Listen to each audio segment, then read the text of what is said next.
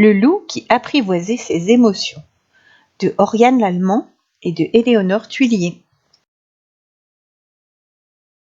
Le loup qui apprivoisait ses émotions. Texte de Oriane Lallemand, illustration de Éléonore Tuillier. Il était une fois un loup qui vivait dans une belle forêt, entouré de tous ses amis. Il s'appelait Loup. Mais ce loup avait un souci. Il était trop émotif. Joyeux, fâché, triste, excité. Il changeait d'humeur à 100 à l'heure. Ainsi, quand Loup était d'humeur joyeuse, il sifflotait, le cœur léger, faisait des blagues, parlait aux arbres. Il était plein d'énergie et plein d'idées pour s'amuser. « Coucou, Joshua, tu viens à la chasse aux papillons avec moi ? Hé, gros Louis, si on faisait un chou géant à la chantilly ?» Cependant, si quelque chose le contrariait, il se renfrognait, explosait et envoyait tout balader. « Tu dois apprendre à te calmer, Loup, lui dit un jour Maître Hibou excédé. Tu nous donnes le tournis. Apprendre à me calmer ? Mais pourquoi ? Demanda Loup. Pour être plus serein, expliqua Valentin. Plus cool, quoi, ajouta Joshua. Mais ne t'inquiète pas, nous allons t'aider. L'entraînement zen commence demain chez moi. Le lendemain, Loup se rendit chez son ami. Pour contrôler ses émotions, le yoga, c'est parfait, déclara Joshua. Respire calmement et fais le vide en toi. Joshua enchaîna les positions. Lotus, montagne, pont, et Loup essaya de l'imiter. Oh là là, ce n'était pas facile, mais qu'est-ce que c'était rigolo! N'y tenant plus, Loup éclata de rire. On dirait que le yoga ne fonctionne pas avec toi, soupira Joshua. À l'extérieur, Alfred attendait Loup de pied ferme. Rien de tel que le sport pour se défouler, dit-il. Je t'ai préparé un parcours spécial Loup excité. Prêt ? Et il fila comme une fusée.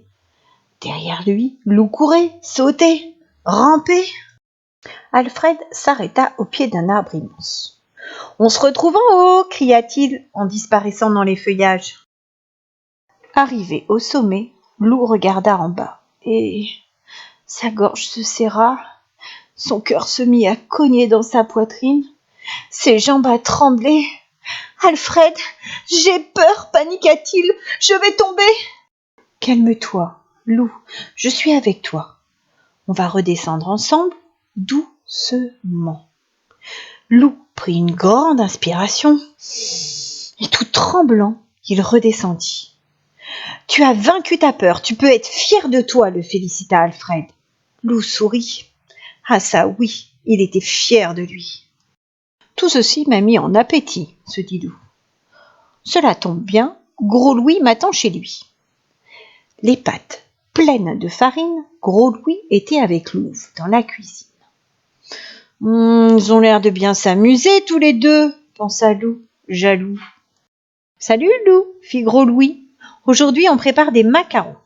Pour réussir ces gâteaux délicats, il faut suivre la recette pas à pas et être très patient. C'est un bon exercice pour toi, n'est-ce pas ? À ces mots, Louve éclata de rire. Loup sentit la moutarde lui monter au nez, il devint tout rouge, tapa du pied et explosa. « C'est ça, moquez-vous de moi !» hurla-t-il très en colère. « Je m'en fiche, de toute façon, je n'ai aucune envie de faire des gâteaux idiots avec des idiots !»« Voyons, Loup, que t'arrive-t-il » souffla Louve stupéfaite. Mais Loup était déjà loin, grommelant dans sa barbe et donnant des coups de patte dans les arbres. Peu à peu, Loup ralentit son allure, pour finir par se traîner comme un escargot, le cœur gros. Autour de lui, tout était devenu gris.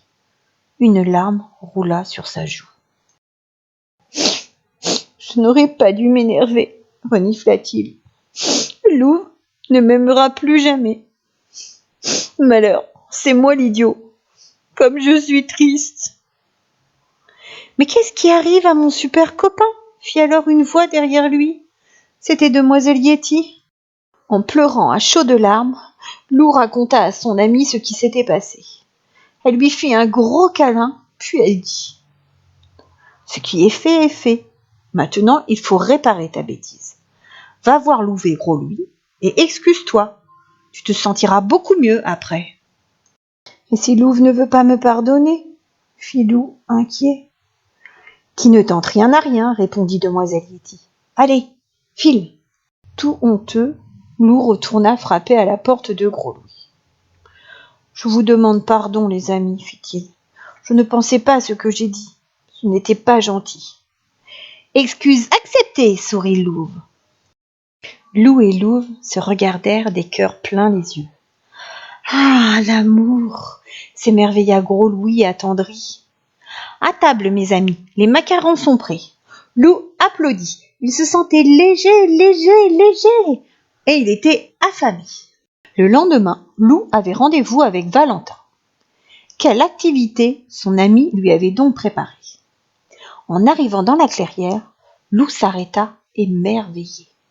Devant lui se dressait une cabane magnifique. Je l'ai construite hier, expliqua Valentin. Maintenant, c'est à toi d'imaginer ta cabane. Inventer, tu verras, cela fait un bien fou. Plus excité que jamais, Lou disparut dans la forêt. Il revint les bras chargés de branchages et se mit aussitôt à l'ouvrage. Peu à peu, une drôle de cabane sortit de terre. Il ne me reste plus que la porte et j'ai terminé, annonça Lou en fin de matinée. Lou posa la porte, elle coinça.